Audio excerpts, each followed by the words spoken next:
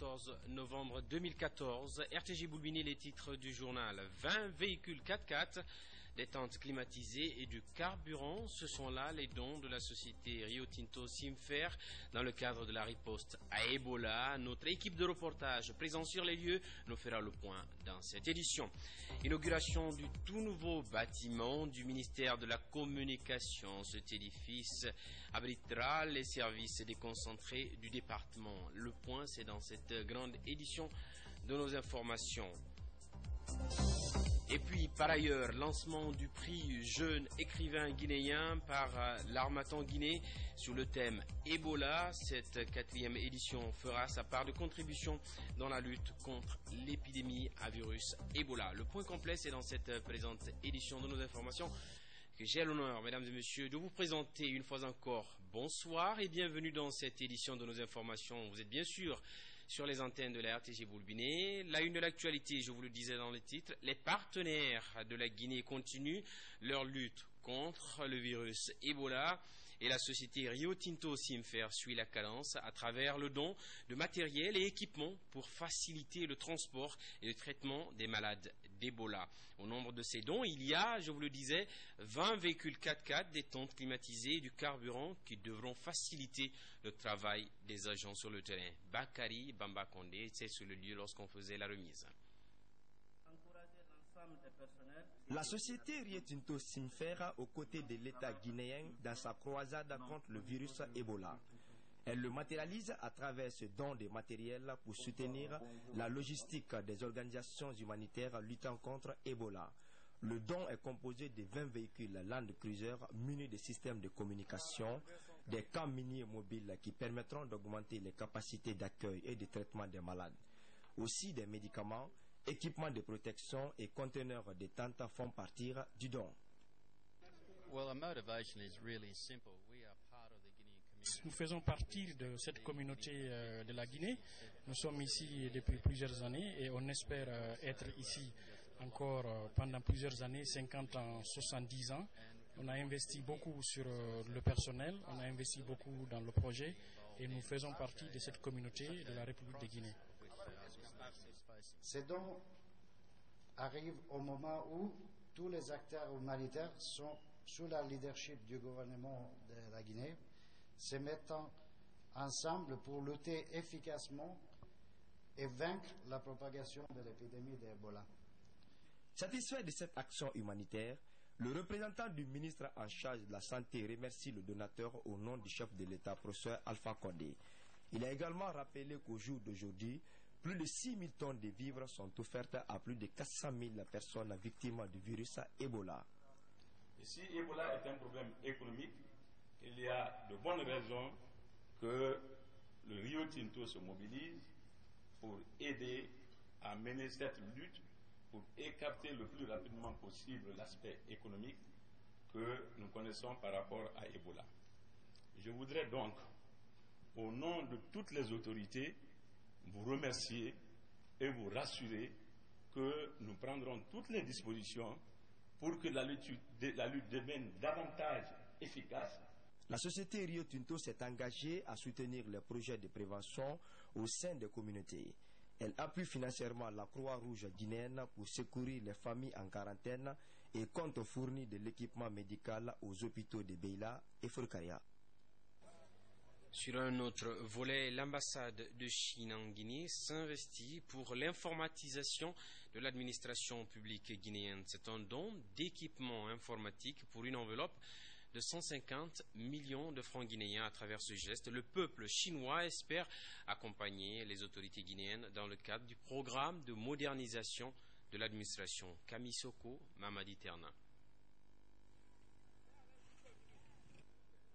14 ordinateurs, dont ceux des réseaux et leurs accessoires, des imprimantes et une photocopieuse, c'est l'assistance qu'offre la Chine à la Guinée. Ces équipements informatiques sont censés renforcer la capacité opérationnelle des cadres de la fonction publique. Objectif, accélérer la mise en œuvre du programme de réforme de l'État et de modernisation de l'administration guinéenne. Nous sommes ravis de voir que le ministère a obtenu des résultats encourageants dans le recensement biométrique des fonctionnaires, l'assainissement des fichiers de la fonction publique, l'établissement de l'École nationale d'administration de Guinée et le recrutement des jeunes fonctionnaires, et apportant ainsi une contribution importante à la réforme en Guinée et à la modernisation de son administration. C'est le 15 octobre dernier que le ministre de la fonction publique a exprimé ce besoin à l'ambassadeur de la Chine en Guinée. À moins d'un mois, Pékin a réagi favorablement. La promptitude retient les attentions. Je crois que notre demande n'est pas tombée dans dessous des oreilles. Quelques semaines après, nous vivons aujourd'hui la matérialisation de cette volonté manifeste de la Chine de s'impliquer sur tous les fronts de développement de la Guinée. Nous ferons bon usage de ces équipements. Au-delà de l'acquisition du matériel informatique, le ministre Kourouma entend sceller un partenariat dynamique avec la Chine pour la suite des programmes de réforme de l'administration publique. En plus des autres partenaires qui accompagnent la Guinée dans la riposte à la maladie à virus Ebola, le groupe StarTime vient lui aussi de poser sa pierre de contribution à la riposte. Un sketch de sensibilisation vient d'être lancé dans ce cadre. On écoute la directrice générale de StarTime au micro de nos reporters, Mawata Kamara. Parce que notre philosophie est basée sur le principe. Nous vous aimons autant que nous-mêmes, le peuple de Guinée. C'est pourquoi quand les autres entreprises pliaient bagages pour fuir la Guinée parce qu'il y a Ebola, nous sommes restés et avons accompagné le peuple de Guinée dans la riposte contre le virus à la fièvre hémorragique Ebola en organisant des séances de sensibilisation et en distribuant des kits de prévention. Nous croyons à la Guinée et nous avons foi à son avenir. C'est pourquoi nous avons décidé de faire en sorte que les gens comprennent qu'on peut rester et lutter contre Ebola. Nous croyons à la Guinée et nous avons foi à son avenir. C'est pourquoi nous avons décidé de faire en sorte que les gens comprennent qu'on peut rester et lutter contre Ebola tout en travaillant en Guinée. Et nous avons estimé que la musique facilite la compréhension des méthodes préventives. Apprendre dans la distraction. Voilà, l'interview était au micro de Mawata Kamara. Par ailleurs, le ministère de la Communication met un bâtiment flambant neuf à la disposition de ses services déconcentrés. Cet édifice administratif abritera les services déconcentrés du département de la communication pour des meilleures conditions de travail. Amadou Touré. Ce bâtiment R+2 est désormais opérationnel. Il est l'œuvre du ministère de la Communication. L'édifice comporte plusieurs bureaux, des salles de formation et des studios de perfectionnement en technique de communication. L'objectif vise à créer des conditions qualitatives d'une presse professionnelle. L'acquisition de ce bâtiment va permettre maintenant à mes cadres, n'est-ce pas, de pouvoir travailler. Vous savez que nous sommes structurés en divisions et en sections. Et tout ce monde, ce beau monde, ne partageait que 2 bureaux. Aujourd'hui, chacun est libre dans son bureau.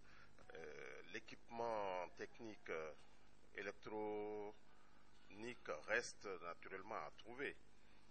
Parce qu'une formation suppose la formation théorique et pratique.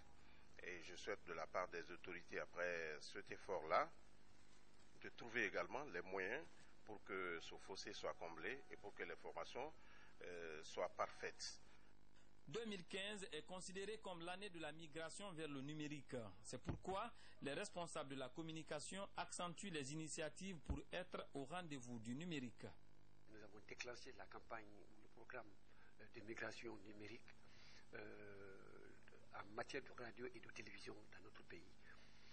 Entre autres, il est prévu en sous-programme le renforcement de la capacité technique, c'est-à-dire donner à ceux qui doivent travailler dans le système les outils et les connaissances nécessaires pour la gestion de l'équipement numérique.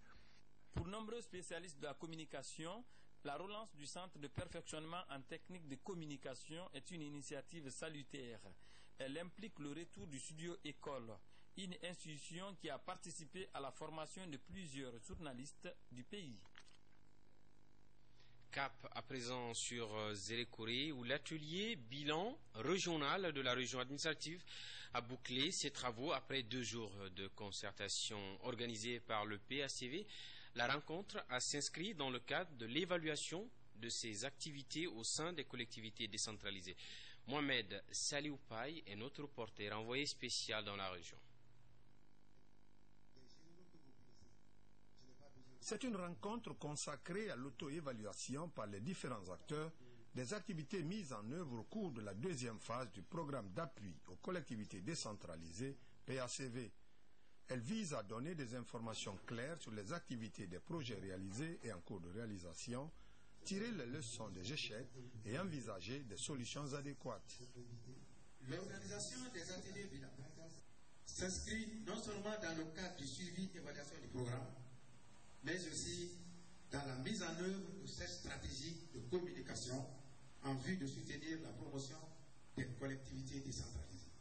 Ces rencontres bilan permettent aux élus à la base de rendre compte à leur mandant, d'informer les responsables et partenaires à tous les niveaux de l'évolution des activités du programme. Malgré toutes les difficultés que la région a connues cette année, les différents acteurs ont poursuivi sans désemparer les actions de développement en faveur des populations dans le cadre de la lutte continue contre la pauvreté, en vue de construire un avenir plus radieux pour nos populations rurales.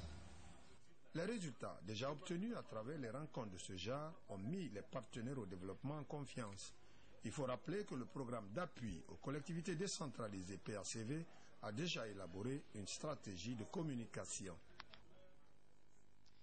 Par ailleurs, l'Agence pour la promotion des actions du gouvernement, appelée APAG, vient de décerner des satisfecits à 2 personnalités dans la région de Bokeh.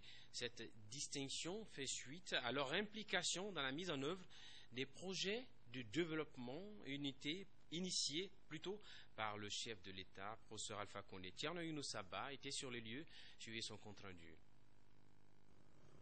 À Bokeh, l'agence guinéenne pour la promotion des actions du gouvernement décerne des satisfecits au gouverneur de région et à l'opérateur économique Mamadou Bobo Diallo.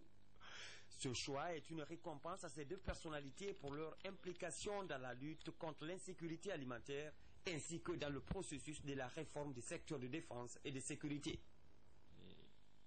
À la tête d'une importante mission qui est chargée de promouvoir les actions du gouvernement, c'est-à-dire aller sur le terrain, les différentes réalisations du gouvernement et surtout les acteurs qui aident le président de la République à atteindre ses objectifs. Sur 312 personnes répertoriées, 52 dont ces 2 de Bokeh ont été retenues par le jury. Cette distinction qui obéit à des critères bien définis réjouit les nominés qui mesurent la portée de cette marque de confiance. Je suis comblé de joie depuis presque 10 jours quand le professeur m'a dit attends, je viendrai, on va récolter. Ce qu'ils ont fait comme ça, ils ont fait la même chose que ce que je suis en train de faire. C'est ce qu'ils peuvent faire maintenant. Pour moi, je le prends comme un blanc-seing qui me donne une obligation de résultat dans la mission qui est la mienne ici à la tête de la région de Bokeh, auprès de mes frères et sœurs de Bokeh.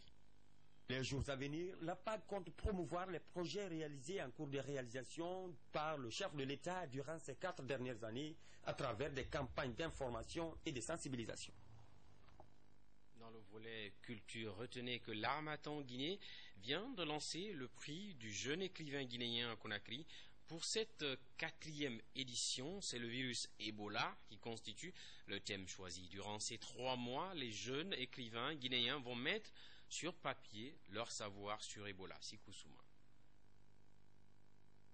Les professionnels du livre s'impliquent dans la lutte contre le virus Ebola.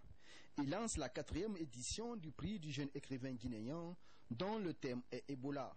C'est l'Harmattan Guinée qui pilote le concours. Il veut amener les jeunes écrivains guinéens à réfléchir et produire des textes de référence qui traitent les questions d'Ebola.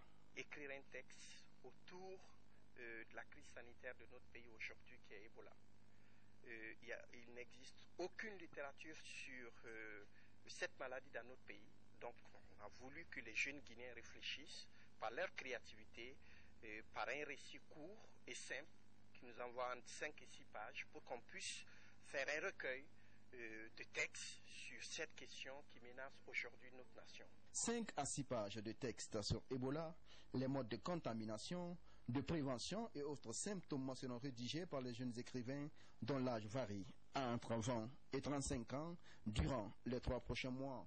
L'initiative séduit les candidats. C'est une opportunité qui est offerte à tous les jeunes amoureux de la lecture et de l'écriture en Guinée de s'exprimer, et d'autant plus que c'est un sujet qui aujourd'hui intéresse tout le monde. Vous n'êtes pas sans savoir que c'est Ebola.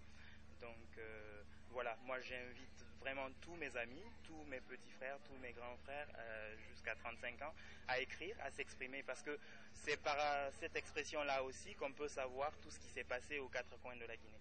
Ce lancement du prix Jeune écrivain guinéen a été une occasion pour la Matin Guinée de parler de la 7e édition des 72 heures du livre qui se tiendra du 23 au 25 avril 2015. Une édition dont le thème sera consacré au climat et l'environnement en Guinée. Le conflit de la tradition et de la modernité se fait sentir encore sur les couches de la société, principalement chez les jeunes. Le savon noir, une richesse pour nous, par exemple, est un élément qui s'inscrit dans la liste des habitudes traditionnelles malheureusement délaissées au profit des savons ordinaires ou parfumés. Salimatou Kamara nous fait le point sur cette richesse. Le savon noir est un produit local obtenu à travers un mélange de noix de palme. Broyé avec des feuilles très utilisées par des femmes, le savon noir contribue à rendre la peau belle et éclatante. Le savon noir a une grande importance. Si tu as la malchance, on te demande de te laver avec. Si son importance n'était pas capitale, on n'aurait pas dit cela. On a trouvé nos ancêtres qui pratiquaient l'utilisation de savon noir.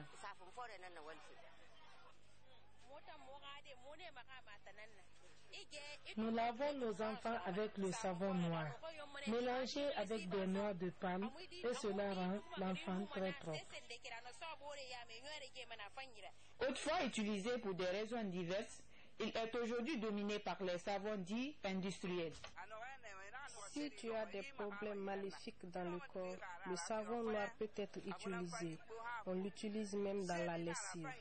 L'enfermement des valeurs à cause de sa composition à base d'huile d'olive et de soude végétale, c'est un savon dont la valeur varie en fonction de l'huile utilisée.